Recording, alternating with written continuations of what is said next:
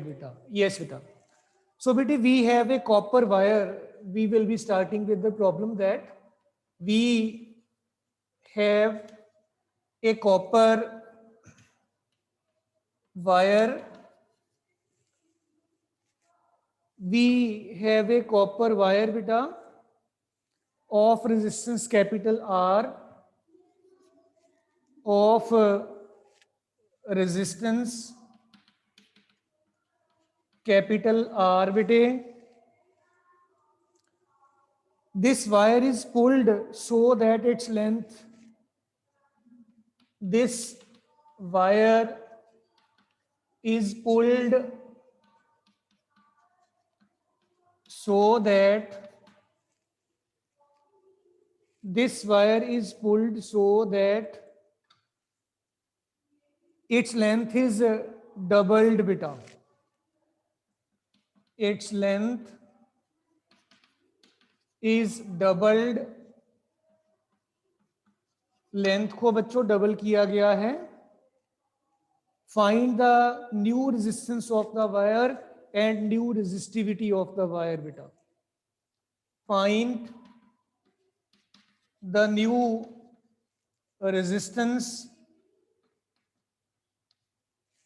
and resistivity of the wire and resistivity of the wire, beta. So this was the numerical problem, beta. इसमें जब भी आपको बेटे ऐसी प्रॉब्लम जो है एग्जामिनेशन में पूछी जाए, आपको साफ साफ स्टेटमेंट में बेटे दिया गया है कि आपने उसको पुल करके लेंथ को डबल कर दिया है. जब आप पुल करके लेंथ को डबल कर रहे हो तो that clear cut means that कि आप जितना वॉल्यूम आपके वायर का इनिशियली था, आप उतना ही वॉल्यूम वायर का जो है वो यूज करके नया वायर जो है वो डिजाइन कर रहे हो. आइए मैं आपको और विद दिस डिस्कशन अहेड ले चलता हूं.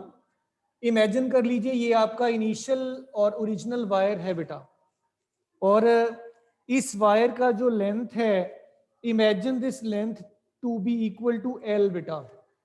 ये मैंने लेंथ इसका एल लिख दिया.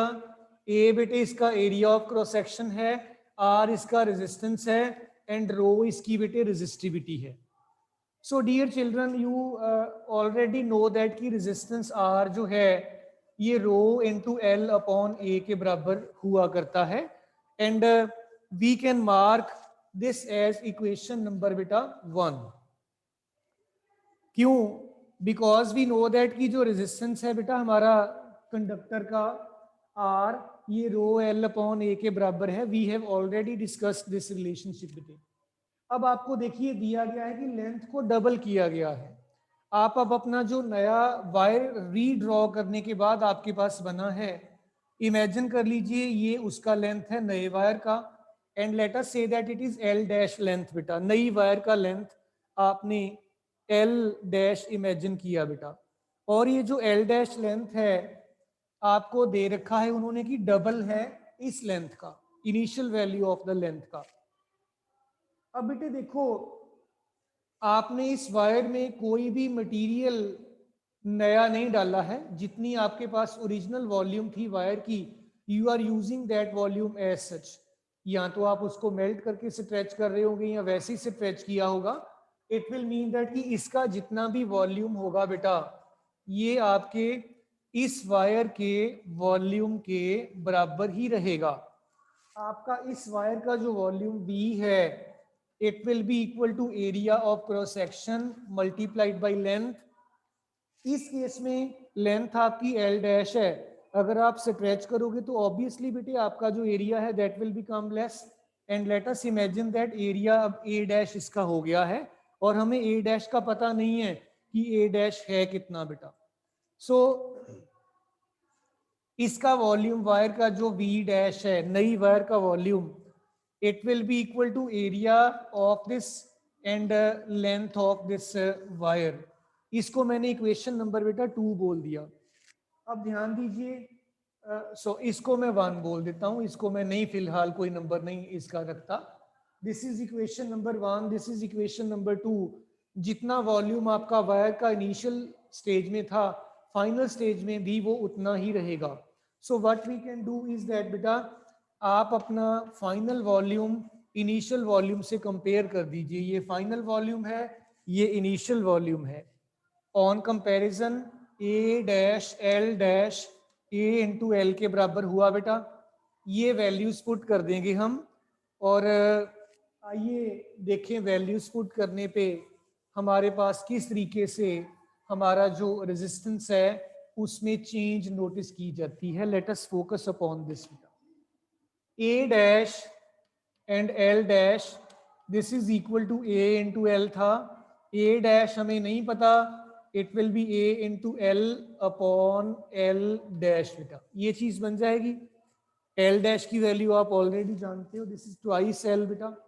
सो it will be A into L upon twice L. L से एल आपका कट गया. It will mean that A dash आपका जो है ये initial value of the area से बेटे हाफ हो गया. So dear children, may I hope कि यहाँ तक आपको सारे बच्चों को क्लियर है बेटा. यस बेटे डियर चिल्ड्रन, सारे बच्चों को यहाँ तक क्लियर है. Should I proceed ahead? Okay, nice बेटे, नाइस नाइस. आइए चलें आगे देन. सो बच्चों देखो, हमने इनिशियल स्टेज में हमारा जो रेजिस्टेंस आर है इसको रो इंटू एल बाई ए कहा था. तो मैं इसको थर्ड इक्वेशन कह देता हूं for the time being.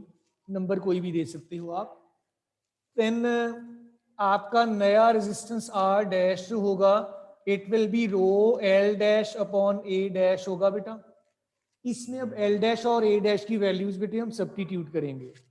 So we will say that R dash बन गया जी रो एल डैश आपका ट्वाइस एल के बराबर है, ए डैश आपका ए बाई 2 के बराबर है. इनको टर्म्स को रीअरेंज कर लीजिए. ये 2 ऊपर चला जाएगा. It will B 2 2s are 4. 4 मैंने सेपरेट कर लिया. रो एल अपॉन ए हो गया बेटा ये. और आप बड़े ध्यान से देखिएगा, ये जो आपका रो इंटू एल अपॉन ए है फ्रॉम इक्वेशन नंबर 3, ये आपका आर के बराबर है. ये चीज आपकी आर के बराबर है. So R dash this is 4 times R. आपका जो वायर का रेजिस्टेंस है बेटा ये 4 times initial value of the resistance इसके बराबर हो जाएगा. और ऐसे हम बेटा इस प्रॉब्लम को सॉल्व कर सकते हैं. And keep one thing more in mind कि जो रेजिस्टिविटी है बेटा it is the property of the material of the conductor. वो नहीं बदलेगी. आपको वो स्टेटमेंट में दूसरा पार्ट दे के पूछ सकते हैं कि calculate the new resistance as well as the new resistivity of the conductor और द वायर. सो बेटे डियर ऑल, रेजिस्टिविटी में कोई चेंज नहीं आएगा because it is the property of the material of the conductor. हम material नहीं बदल रहे यहाँ पे, हम सिर्फ उसकी डायमेंशंस को चेंज कर रहे थे. सो दैट इज वाई जो आपका रो है स्पेसिफिक रेजिस्टेंस है या रेजिस्टिविटी आप कह लो, इसमें कोई भी चेंज नोटिस नहीं किया जाएगा. It will stay the same. Arman बेटा क्लियर है सारे बच्चों को? नीति सॉरी अदिति, आदित्य, अंकिता, अरमान. चलें आगे बेटा देन. ओके नाइस बेटा. इसके बाद बेटे मेरे पास आ जाती है बात, आपने ओम्स लॉ कंप्लीट कर लिया है. Series and parallel grouping of the resistors की बात करनी हमारी बेटे रहती है. आइए उसको भी कंप्लीट करें. देन आफ्टर दैट बेटा हम अपना जो पावर वाला कंसेप्ट है, इलेक्ट्रिक एनर्जी वाला कंसेप्ट है, नेक्स्ट वीक उस कंसेप्ट के ऊपर फोकस करेंगे. Let us presently proceed with the combination of the resistances with it. Combination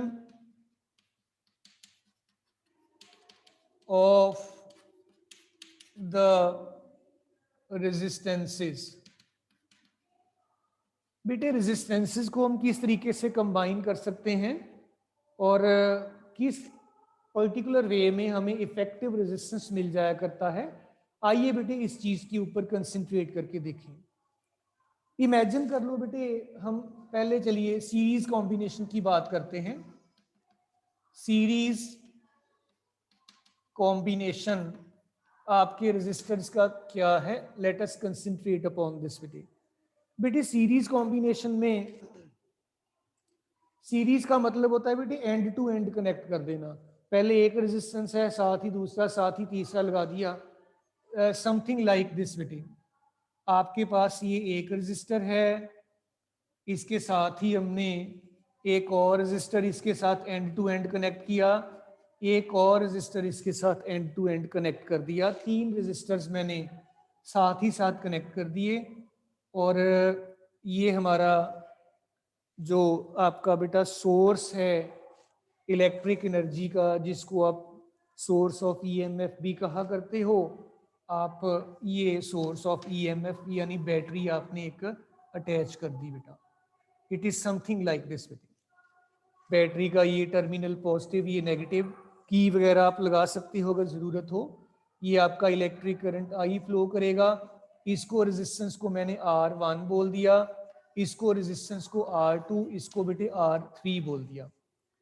बेटे जब आप ओम्स लॉ डिस्कस करते हो, आपने ओम्स लॉ की बात की थी। ओम्स लॉ में आपने कहा था V आपका जो है I इंटू आर के बराबर, आपने ये रिजल्ट बेटे डिस्कस किया होगा। उस केस में V is equal to I into R. अब ध्यान दीजिएगा, यहां से करंट आपका I पास हो रहा है। I जब आप R1 से मल्टीप्लाई करोगे, इसके अक्रॉस जो वोल्टेज या पोटेंशियल है I इंटू R1 के बराबर आपको मिल जाएगा, राइट बेटा। और यही करंट अब आपका R2 में से भी पास हो रहा है, I करंट, करंट में तो कोई चेंज नहीं आया। और अगर यही करंट पास हो रहा है तो इसके अक्रॉस जो वोल्टेज है, let me call it as V2, it will be I into R2 यहाँ तक। और यही करंट आपका इसमें से भी फ्लो हो रहा है, so V3 will be equal to I into R3 यहाँ तक बेटा। अब बेटे ये क्वेश्चन अराइज होता है कि V1, V2, V3 क्यों आ गए, अलग अलग क्यों आ गए हैं।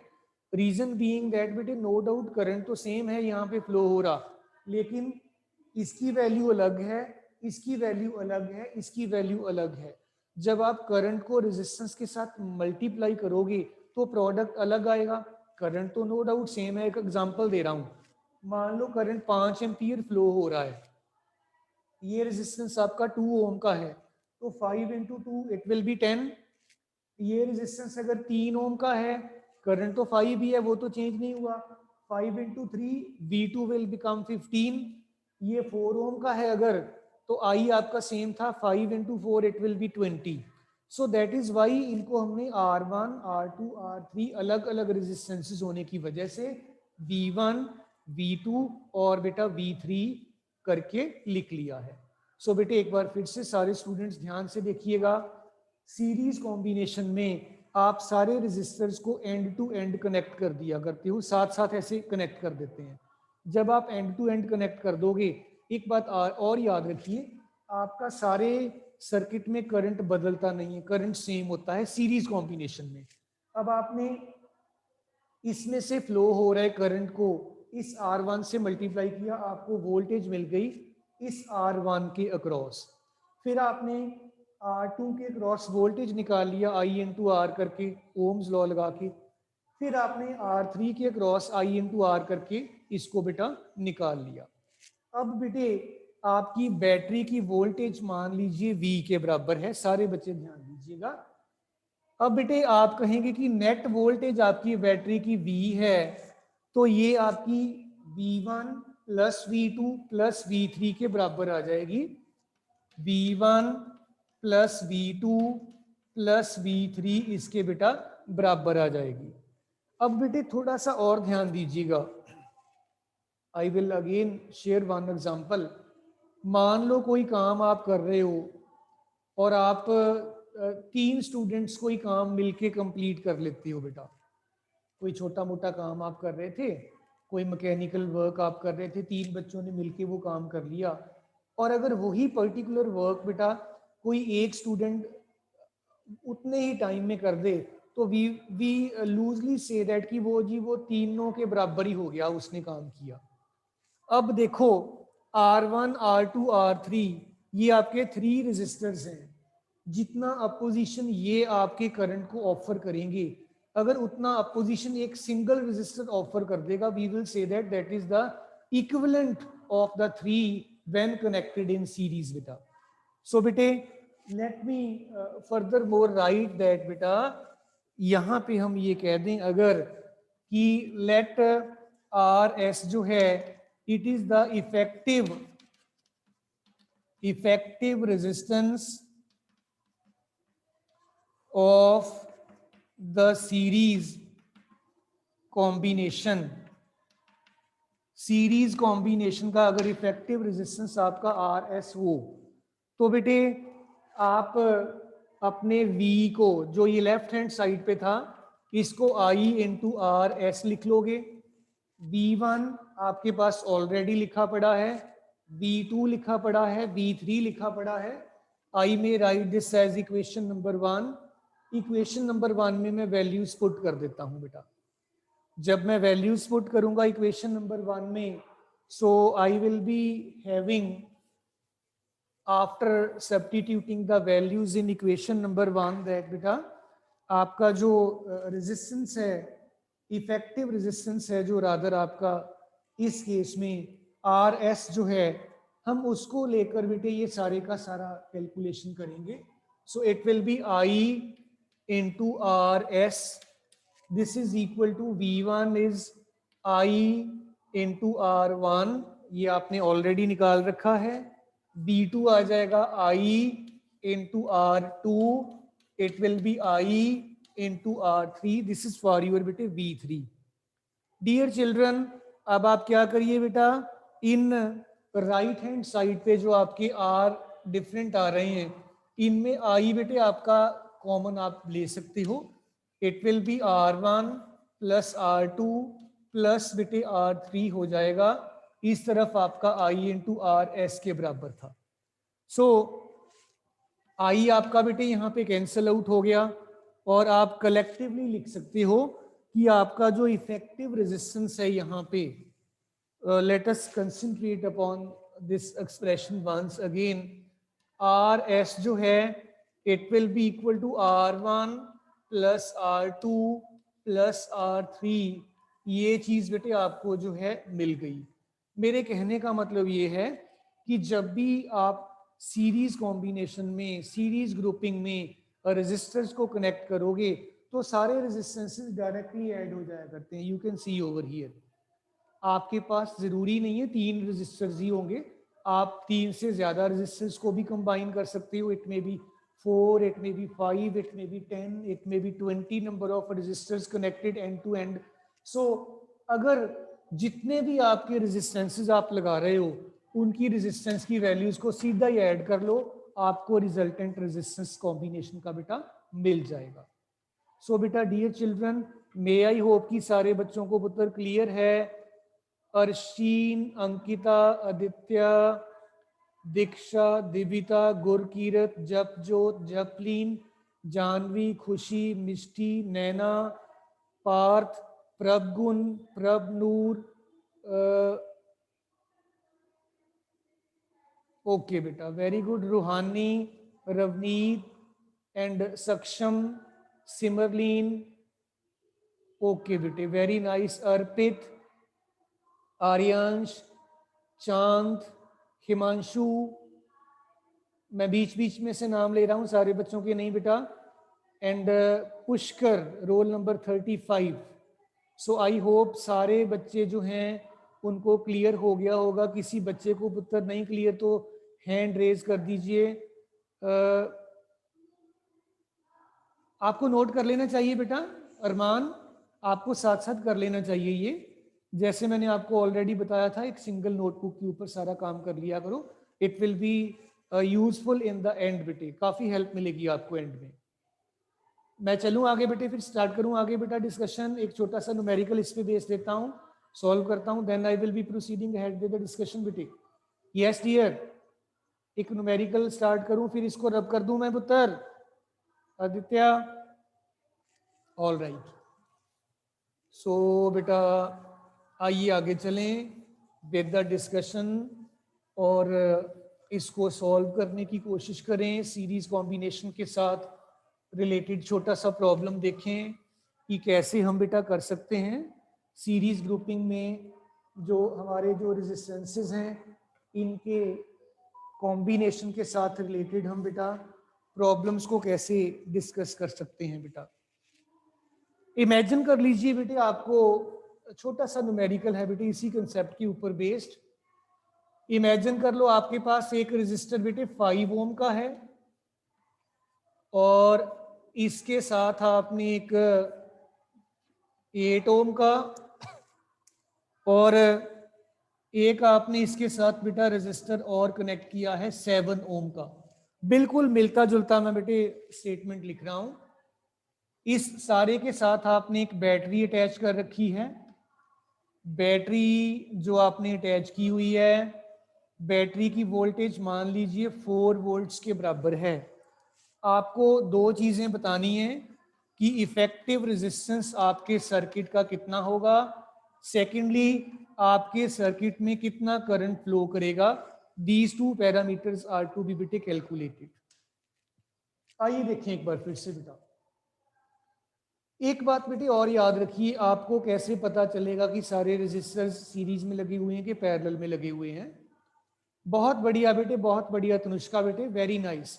एक मिनट मुझे दीजिए, मैं एक मिनट आपके लिए कुछ इंपॉर्टेंट बात बता दूं, then we will be having the discussion ahead. हमें कैसे पता चलेगा कि बेटे जो रेजिस्टर्स हैं एंड टू एंड कनेक्टेड हैं कि नहीं है, या रेजिस्टर्स का कॉम्बिनेशन सीरीज है कि पैरेलल है या कुछ और है। एक बात बेटे याद रखिए कि जब भी आप करंट को असाइन करते हैं, मान लो बैटरी आपने अटैच की, बैटरी अटैच करोगे तो करंट आपका बैटरी के पॉजिटिव से स्टार्ट हुआ, ये फ्लो करना स्टार्ट कर देता है। करंट पहले इसमें एंटर करेगा, इसके बाद करंट इसमें एंटर करेगा, फिर इसमें एंटर करेगा, then it will complete its path up to the negative terminal of the battery. मेरे कहने का मतलब है कि करंट आगे ब्रांचेस में डिवाइड नहीं हो रहा बच्चों, this is the key point. अगर करंट ब्रांचेस में डिवाइड नहीं होता, ये परफेक्ट आपका साइन है कि आपके रेजिस्टर्स सीरीज में लगे हुए हैं बेटा। ये आप अपने माइंड में कर सकते हो उत्तर, और अदरवाइज तो दिख ही रहा है कि सीरीज में है ही है।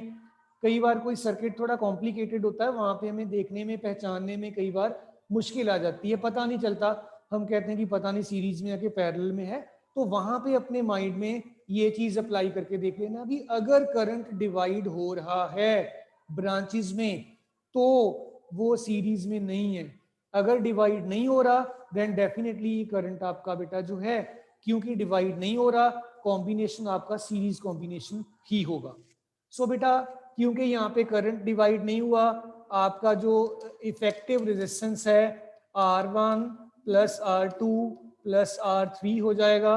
It will B 5 plus 8 plus 7, किसी बच्चे ने निकाल भी दिया था, एंड इट इज बेटे 20 ओम।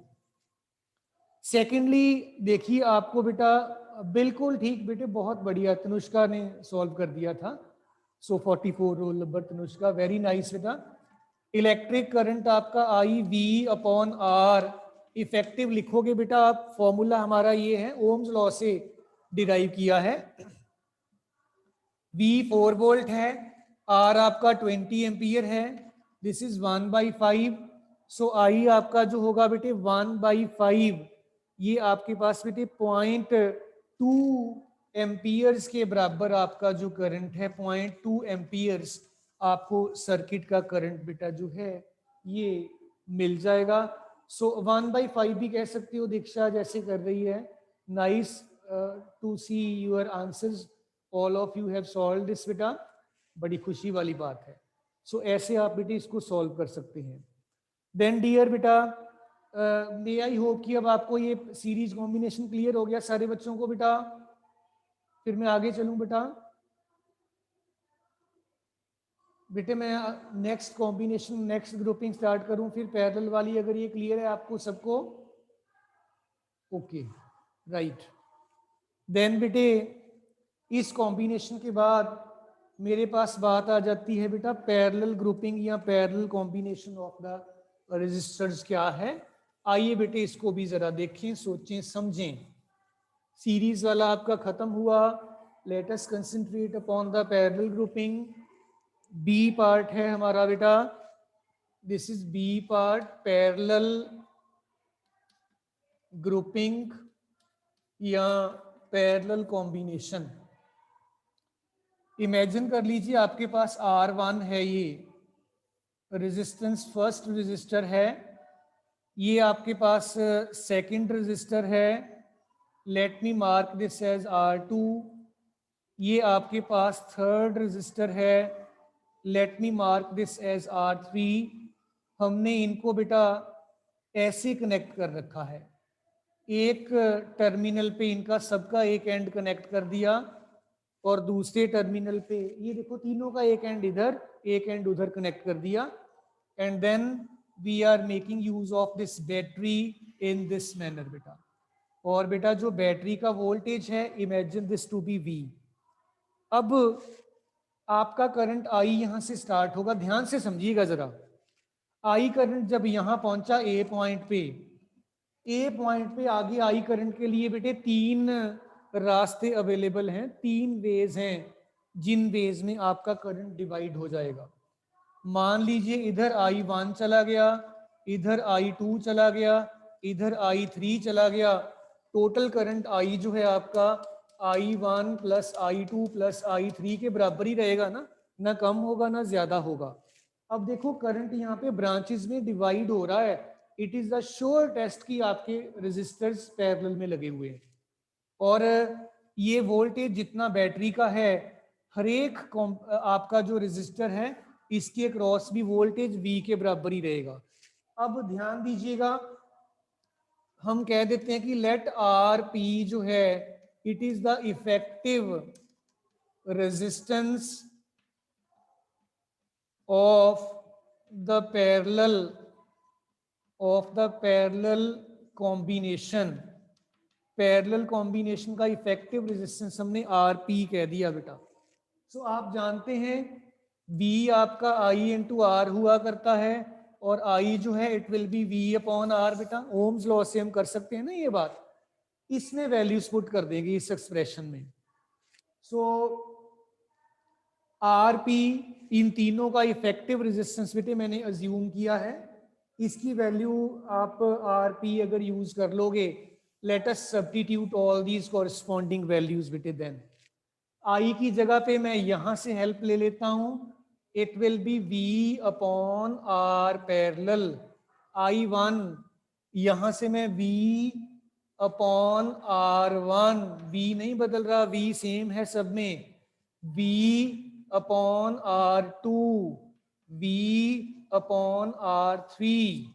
तो बेटे लेफ्ट साइड पे आपका V अपॉन RP है, राइट साइड से आपने V कॉमन लिया, 1/R1 plus 1/R2 plus 1/R3 हो गया। V आपका बेटे कैंसिल आउट हो जाएगा, और आपका जो इफेक्टिव रेजिस्टेंस है बेटा कॉम्बिनेशन का, पैरेलल ग्रुपिंग का, rather that we will be having that 1 upon RP। ध्यान दीजिएगा एक बार फिर से बेटा, 1 upon R parallel, it is 1 upon R1 plus 1 upon R2 plus 1 upon R3। बेटे मेरी बात बड़े ध्यान से सुनिएगा, आपको यहां से देखो RP नहीं मिला, 1/RP मिला है। इस स्टेप से एक स्टेप आप आगे सॉल्व करोगे, आप RP भी निकाल लोगे इनका LCM वगैरह लेकर, जैसी भी सिचुएशन होगी। सो इन दिस वे हम बेटे अपना parallel grouping of the capacitors जो है ये बेटा डिस्कस कर सकते हैं। सो डियर एक बार मुझे बता दीजिए, आपको ये समझ आ गया हो तो मैं फिर एक छोटा सा प्रॉब्लम इसके साथ रिलेटेड आपको करके बता दूं। मेरे पास 2-3 मिनट्स हैं, हमारा प्रॉब्लम हो जाएगा बेटा। ओके बेटे, very good, thumbs up for you. आप सारे बच्चे रियली बहुत हार्ड वर्क कर रहे हैं, so this hard work will pay you in the future, so keep on working hard बेटा। सो एक बेटे मैं प्रॉब्लम लिख रहा हूँ, न्यूमेरिकल प्रॉब्लम लिख रहा हूँ, आइए फिर बेटे इसको सॉल्व कर लेते हैं। बेटे डियर ऑल, मैं बिल्कुल मिलता जुलता प्रॉब्लम लिखूंगा बेटे, जैसे हमने डिस्कशन किया है इसके साथ मिलता जुलता। सो इमेजिन कर लीजिए आपके पास ये एक बेटा 3 ओम का रजिस्टर है, and here we have still another 3 ohm resistor, and here we have another 3 ohm resistor। इनको हमने ऐसे पैरेलल में अटैच कर रखा है बेटा। पैरेलल में अटैच करने के बाद हमने एक 3 वोल्ट का बैटरी लगा रखा है। इमेजिन कर लीजिए 3 वोल्ट की बैटरी है, ये करंट आई है, और आपको आपके सर्किट में से ये टोटल करंट कितना ये निकालना। मैं I1 I2 I3 नहीं कह रहा हूँ, टोटल करंट कितना ये निकालोगे आप। और एक आपको उन्होंने RP इफेक्टिव रेजिस्टेंस इसका निकालने को बोला है। तो क्योंकि करंट डिवाइड हो रहा है ब्रांचेस में, it is a sure test कि आपके पैरेलल में लगे हुए हैं resistors. So 1 by R effective लिख दूंगा मैं, it will be 1 by R1 plus 1 by R2 plus 1 by R3। So 1 by R effective जो है it will be 1 by 3 plus 1 by 3 plus another 1 by 3, it is 1 plus 1 plus 1, it is 3 by 3, it is 1। अब आप 1 by R effective था, R effective निकाल लो, it will be again 1 ओम। आपके पास R आ गया, V आपके पास already है बेटा, और आप अगर I निकालना चाहोगे it will be V upon R effective. V this is 3 volt, R effective 1 है, 3 एम्पियर आपका करंट आपको मिल जाएगा। वेरी नाइस, वेरी नाइस, बहुत बढ़िया आपने कैलकुलेट कर दिया है टाइमली। सो डियर ऑल बेटा, आई थिंक आपका टाइम भी हो रहा है, नेक्स्ट पीरियड के लिए ब्रेक वगैरह आपको मिलनी है 10 मिनट की। सो बेटे मे आई होप कि सारे बच्चे अब क्लियर हैं, सेटिस्फाइड हैं विद दिस कॉम्बिनेशंस बेटा। वेरी नाइस बेटा। थोड़ा सा मेरी बात और सुनिए, आप क्या करिए इसके साथ रिलेटेड बेटे जितनी भी आपकी प्रॉब्लम्स हैं, न्यूमेरिकल प्रॉब्लम्स हैं, इनको सॉल्व करने की कोशिश करिए एट योर होम बेटा। और न्यूमेरिकल प्रॉब्लम्स फिर कल मैं भी आपको करवाऊंगा, कॉम्बिनेशन और ग्रुपिंग ऑफ द सेल्स के योर रजिस्टर्स के साथ बेटा। सो विद दिस ऑल बेटा, मेरी तरफ से मैंने जितना आपको टीच करना था आज कर दिया है। I have few seconds left with me before leaving. So dear all, if you have any point to share, any question in your mind, you can better speak out that. You can raise your hand. Yes beta. So I hope सारे बच्चे कर चुके हैं। So best of luck from my side to you all. Stay always blessed. Work very hard beta. Thank you all beta.